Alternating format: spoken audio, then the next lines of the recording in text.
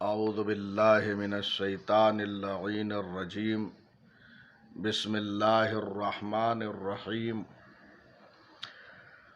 الحمد للہ رب العالمین والعاقبۃ للمتقین والصلاة والسلام علی حبیبہ وخیرتہ حافظ سرہ ومبلغ رسالاتہ ابی القاسم محمد وآلہ الطیبین الطاہرین المعصومین المظلومین لا سیما بقیت اللہ فی الارضین روحی وارواح العالمین لتراب مقدمہ الفدا واللعن الدائم علی اعدائہم اجمعین من الآن الی قیام یوم الدین اما بعد فقد قال الرضا علیہ السلام ان الامامۃ زمام الدین ونظام المسلمین وصلاح الدنیا وعز المومنین۔ آج ہمارے درس کا عنوان ہے قیام حضرت فاطمہ سلام اللہ علیہا اور اس کے اثرات۔ حضرت زہرا سلام اللہ علیہا نے امامت و ولایت و خلافت کے لیے قیام کیا اور اس کے اثرات جو رونما ہوئے ہم یہاں آپ کی خدمت میں بیان کرنے کی کوشش کریں گے۔ سب سے پہلے یہ عرض کر دوں کہ امامت وہ منصب ہے جو انتصابی ہے، انتخابی نہیں ہے، یعنی یہ منصب اللہ کی طرف سے ہے۔ یہ منصب اللہ نے امیر المومنین علی ابن ابی طالب علیہ السلام کو عطا کیا، لیکن افسوس کا مقام ہے کہ امیر المومنین علی ابن ابی طالب علیہ السلام کے مقابلے میں امت نے دوسرے کو خلیفہ منتخب کر لیا، لیکن بہرحال یہ عہدہ منصوص من اللہ ہے، من جانب اللہ ہے، انتصابی ہے۔ چنانچہ پیغمبر اکرم صلی اللہ علیہ وآلہ وسلم نے امیر المومنین علی ابن ابی طالب علیہ السلام کو غدیر خم کے میدان میں حاجیوں کے درمیان میں علی ابن ابی طالب علیہ السلام کو اپنا خلیفہ و جانشین اللہ کی جانب سے منتخب فرما دیا۔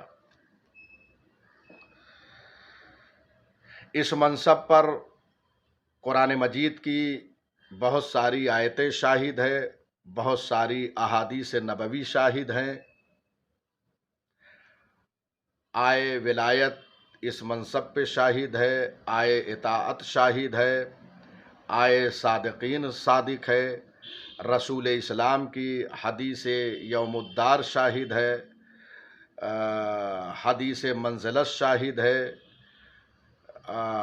اسی طریقے سے اور بہت ساری حدیثیں ہیں جو اس منصب پر شاہد ہے کہ یہ منصب من جانب اللہ ہے۔ تو آپ نے غور فرمایا کہ یہ منصب اللہ کی طرف سے ہے، اور امامت وہ منصب ہے جس کے لیے امام رضا علیہ السلام نے ارشاد فرمایا کہ امامت دین کی زمام کا نام ہے، زمام دین کا نام ہے، ونظام المسلمین مسلمانوں کے نظام اور سسٹم کا نام ہے، وصلاح الدنیا امامت امور دنیا کی اصلاح کا نام ہے، وعز المومنین امامت مومنین کی عزت کا نام ہے۔ آپ نے غور فرمایا امام رضا علیہ السلام نے امامت کے حوالے سے یہ فرمایا کہ یہ زمام دین ہے، یہ نظام مسلمین ہے، یہ صلاح دنیا ہے، یہ عزت مومنین ہے۔ اسی طریقے سے اور بہت ساری چیزیں امامت کے حوالے سے امام رضا علیہ الصلاۃ والسلام نے فرمایا ہے کہ الامام امین اللہ فی خلق ہی، امام جو ہوتا ہے وہ امین پروردگار ہوتا ہے اس کی مخلوق کے درمیان، وحجتہ علی عبادہ، امام جو ہے وہ حجت ہوتا ہے اس کے بندوں پر، وخلیفتہ فی بلادہ، اور اس کا خلیفہ ہوتا ہے اس کے بلاد میں، والداعی الی اللہ، اور امام جو ہے وہ اللہ کی جانب دعوت دینے والا ہے، والذاب عن حرم اللہ، امام وہ ہوتا ہے جو حرم الہی سے دفاع کرتا ہے، الامام المطہر من الذنوب، امام وہ ہوتا ہے جو گناہوں سے دور ہوتا ہے، والمبرہ عن العیوب، اور عیوب سے دور ہوتا ہے۔ اس کے ذریعے سے اس بات کا اندازہ لگتا ہے کہ امام وہ ہوتا ہے جو معصوم ہوتا ہے۔ تو جب امام معصوم ہوتا ہے اور منصوص من اللہ ہوتا ہے تو کس دلیل کی بنیاد پر امت نے خلیفہ اول کو منتخب کر لیا جو کہ معصوم بھی نہیں ہے؟ تو آپ نے یہ ملاحظہ فرما لیا کہ امامت اللہ کی طرف سے ہے اور ایک اہم منصب کا نام امامت ہے، لیکن رسول اللہ صلی اللہ علیہ وآلہ وسلم کی رحلت کے بعد یہ منصب جو امیر المومنین علیہ الصلاۃ والسلام کا حق تھا اسے غصب کر لیا امت نے۔ رسول اللہ کی رحلت ہو گئی، ابھی رسول اللہ صلی اللہ علیہ وآلہ وسلم کی تدفین بھی نہیں ہوئی، امیر المومنین علی بن ابی طالب علیہ الصلاۃ والسلام رسول اسلام کی تجہیز و تکفین میں مصروف ہیں۔ امت مسلمہ سقیفہ بنی ساعدہ میں جمع ہو کر خلیفہ اول کو بعنوان خلیفہ منتخب کر لیتی ہے اور اس کے ہاتھوں پر بیعت کر لیتی ہے۔ امیر المومنین علی بن ابی طالب علیہ الصلاۃ والسلام کا جو حق مسلم تھا اسے غصب کر لیا جاتا ہے۔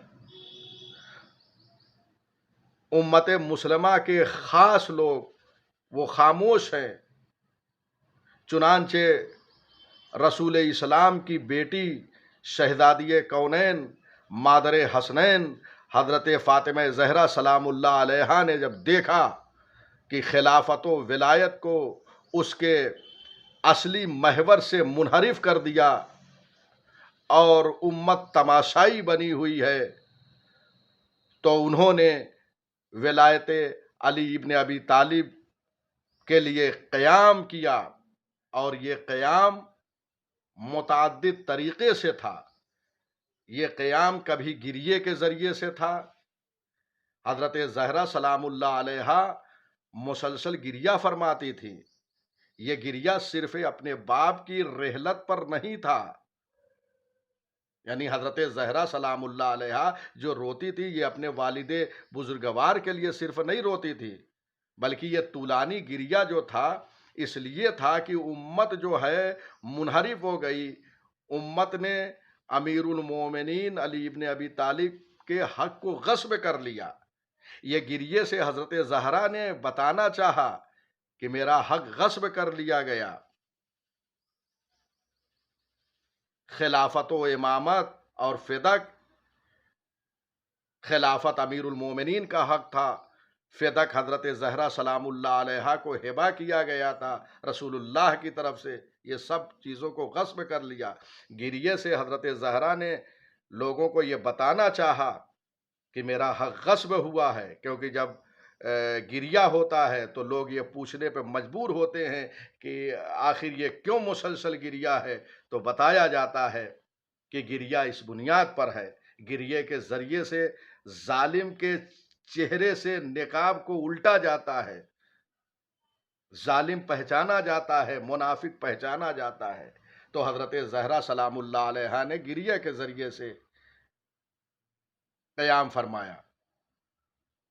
جب فدق کو غصب کر لیا گیا تو حضرت زہرا سلام اللہ علیہا نے ایک یادگار خطبہ دیا جسے خطبہ فدقیہ کہتے ہیں۔ بی بی دو عالم سلام اللہ علیہا مسجد میں تشریف لے گئیں، حاکم وقت اور مہاجر و انصار کے سامنے خطبہ دیا جس سے حکومت کی چولیں ہل گئی۔ یہ خطبہ فقط غصب فدق پر نہ تھا بلکہ حاکم وقت کو اور مہاجر و انصار کو یہ بتانا چاہا کہ یہ خلافت و امامت بھی غصبی ہے، یہ میرے شوہر نامدار علی مرتضیٰ کا حق ہے جسے غصب کر لیا گیا۔ اور بی بی نے اپنے خطبے میں امامت کی طرف متوجہ بھی کیا اور فرمایا کہ اللہ نے ہماری اطاعت کو ملت کے لیے ایک نظام قرار دیا، وَإِمَامَتَنَا أَمَانًا لِلْفُرْقَةِ، اور ہماری امامت کو باعث امان قرار دیا اختلاف سے۔ غور فرمایا آپ نے۔ اور اس کے بعد حضرت زہرا سلام اللہ علیہا نے حضرت علی علیہ السلام کو ساتھ لیا۔ حضرت علی علیہ السلام کے ہمراہ حضرت زہرا سلام اللہ علیہا مہاجر و انصار کے دروازے پر اتمام حجت کے لیے تشریف لے گئی اور یہ بتانا چاہا کہ خلافت و ولایت کو غصب کر لیا گیا ہے، لیکن مہاجر و انصار یہ کہہ رہے تھے کہ یہ رسول کی بیٹی، آپ نے دیر کر دیا، آپ نے تاخیر کر دیا، ہم نے خلیفہ اول کے ہاتھوں پر بیعت کر لیا، اگر آپ پہلے تشریف لے آتی تو ہم آپ کے شوہر نامدار کے ہاتھ پر بیعت کرتے، خلافت و امامت کو ان کے حوالے کرتے۔ افسوس ہے امت پر۔ مولائے کائنات نے مہاجر و انصار سے یہ فرمایا کہ کیا میں رسول اللہ صلی اللہ علیہ وآلہ وسلم کے جنازے کو چھوڑ دیتا اور خلافت و ولایت کے مسئلے میں لوگوں سے اختلاف کرتا؟ غور فرما رہے ہیں۔ اور اس کے بعد امام اخذ بیعت کے لیے، بیعت کو لینے کے لیے لوگوں کے پاس نہیں جائے گا۔ امت یہ عذر نہیں لا سکتی کہ ہم نے بیعت کر لیا خلیفہ اول کے ہاتھ پر اور آپ تشریف نہیں لائے پہلے۔ یہ عذر، یہ بہانہ نہیں چلے گا۔ کیوں؟ اس لیے کہ امت آ کر امام معصوم کے ہاتھ پر بیعت کرے، امام معصوم کسی کے پاس نہیں جائے گا۔ حضرت زہرا سلام اللہ علیہا نے ایک حدیث میں یہ ارشاد فرمایا ہے، مثل الامام مثل الکعبہ اذ توتی ولا تاتی، امام کی مثال کعبے جیسی ہے، لوگ امام کے پاس آئے، امام کسی کے پاس نہیں جائے گا۔ یعنی بیعت کے لیے امت آئے، یہ عذر، یہ بہانہ نہیں چلے گا کہ ہم نے خلیفہ اول کے ہاتھ پہ بیعت کر لیا، آپ نے تاخیر کر دیا۔ امام نے تاخیر نہیں کیا، امت کو امام کے پاس آ کے بیعت کرنا چاہیے تھا۔ جیسے کعبہ کسی کے پاس نہیں جاتا ہے، لوگ کعبے کے پاس آتے ہیں، امام کسی کے پاس بیعت کے لیے نہیں جائے گا، لوگوں کو امام کے پاس آنا چاہیے بیعت کے لیے۔ غور فرما رہے ہیں۔ اس کے بعد شیخین سے اظہار ناراضگی کر کے قیام کیا۔ یہ دفاع کا ایک طریقہ یہ ہے حضرت زہرا سلام اللہ علیہا کا کہ اظہار ناراضگی کیا، اور اظہار ناراضگی اس بات پر دلیل ہے کہ یہ حق امیر المومنین کا ہے جسے غصب کر لیا گیا۔ غور فرما رہے ہیں۔ یعنی شیخین سے اظہار ناراضگی حضرت زہرا سلام اللہ علیہا نے اس لیے کیا کہ یہ ولایت و خلافت امیر المومنین کا حق ہے، علی ابن ابی طالب کا حق ہے، جسے تم نے غصب کر لیا۔ اور اظہار ناراضگی کے سلسلے میں بہت ساری روایتیں موجود ہیں کہ حضرت زہرا سلام اللہ علیہا شیخین سے ناراض تھیں، اور اس ناراضگی کا اظہار وصیت کے ذریعے سے بھی کیا ہے۔ چنانچہ امیر المومنین علیہ السلام کو جناب زہرا سلام اللہ علیہا نے وصیت کیا اسی کا اللہ یشہد احد جنازتی من ہؤلاء الذین ظلمونی واخذوا حقی۔ اے ابو الحسن، میں آپ کو وصیت کر رہی ہوں کہ جنہوں نے مجھ پہ ظلم کیا، من ہؤلاء الذین، یہ لوگ جنہوں نے مجھ پہ ظلم کیا اور میرے حق کو غصب کر لیا، وہ میرے جنازے میں حاضر نہ ہوں۔ وَلَا تَتْرُكْ أَن يُصَلِّيَ عَلَيَّ أَحَدٌ مِّنْهُمْ وَلَا مِنْ أَتْبَاعِهِمْ، اور آپ کسی کو اجازت نہ دیں کہ وہ میری جنازہ پڑھے، نہ ان ظالموں میں سے اور نہ ان کے اتباع کرنے والوں میں سے کوئی جنازے میں حاضر ہو اور نماز جنازہ پڑھے۔ غور فرما رہے ہیں، حضرت زہرا سلام اللہ علیہا نے صریحاً یہ وصیت کر کے بتا دیا کہ یہ ظالمین ہیں، اور بتا دیا کہ میرا قیام ان ظالمین کے مقابل میں ہے، جنہوں نے غصب خلافت کیا، جنہوں نے میرے حق کو فدق کو لے لیا۔ آپ نے ملاحظہ فرمایا، اور اس کے بعد یہ وصیت میں کہا کہ آپ مجھے رات میں دفن کریں، جب لوگ سو جائیں۔ یہ ایک سوال ہے کہ آخر رسول اسلام کی بیٹی شب میں کیوں دفن کی گئیں؟ ان کے قبر کے نشان کو مخفی کیوں رکھا گیا؟ امت کے لیے ایک سوال ہے، امت تلاش کرے کہ آخر رسول اللہ کی بیٹی کو، بدعت المصطفیٰ کو رات میں کیوں دفن کیا گیا؟ یقین جانیے جناب زہرا سلام اللہ علیہا نے جو قیام کیا ہے ولایت و امامت کے لیے، اگر قیام نہ کیا ہوتا تو آج تشیع محفوظ نہ ہوتی۔ حضرت زہرا سلام اللہ علیہا نے قیام فرما کر ایک طرف یہ بتایا کہ یہ امامت و خلافت و ولایت علی ابن ابی طالب کا حق ہے، تو دوسری طرف تشیع کو محفوظ کیا۔ اگر بی بی کا قیام نہ ہوتا تو یہ تشیع محفوظ نہ ہوتی، اور یہ خلافت و امامت کا مستحق لوگ خلیفہ اول کو سمجھتے۔ لیکن جناب زہرا سلام اللہ علیہا نے قیام کر کے یہ بتا دیا کہ یہ خلافت و ولایت و امامت خلیفہ اول کا حق نہیں، بلکہ امیر المومنین علی ابن ابی طالب کا حق ہے۔ اور چونکہ رسول اسلام صلی اللہ علیہ وآلہ وسلم نے جناب زہرا سلام اللہ علیہا کے لیے یہ ارشاد فرمایا کہ ان اللہ یغضب لغضب فاطمہ ویرضی لرضاہا، اللہ غضب فاطمہ سے غضبناک ہوتا ہے اور اس کی رضا سے راضی ہوتا ہے۔ لہذا حضرت زہرا سلام اللہ علیہا فصل الخطاب ہے۔ حضرت زہرا سلام اللہ علیہا نے شیخین سے ناراضگی کا اظہار کیا اور یہ بتا دیا کہ میرے غضبناک ہونے سے اللہ غضبناک ہے۔ اس ناراضگی سے یہ بتا دیا کہ یہ منصب امامت ان کا حق نہیں ہے۔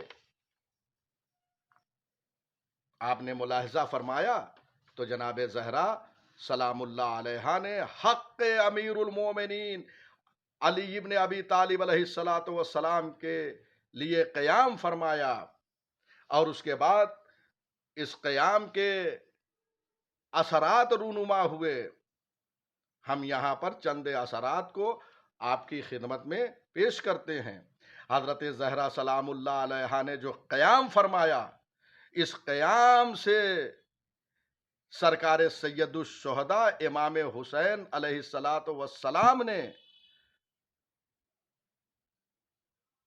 یہ بتا دیا کہ میرا قیام جو ہوا ہے یزید کے مقابل میں، یہ میرا قیام میری مادر گرامی حضرت زہرا سلام اللہ علیہا کے قیام کا ایک تسلسل ہے۔ یعنی میرا یہ قیام میری مادر گرامی سے متاثر ہے، اور اس قیام کا منبع میری مادر گرامی کا قیام ہے۔ دنیا پر یہ روشن کر دیا، اور اس کے بعد دنیا میں جتنی استقامتی تحریکیں چلتی ہیں ظالموں کے خلاف، ان سب تحریکوں کا منبع اور ماخذ قیام حضرت زہرا سلام اللہ علیہا ہے۔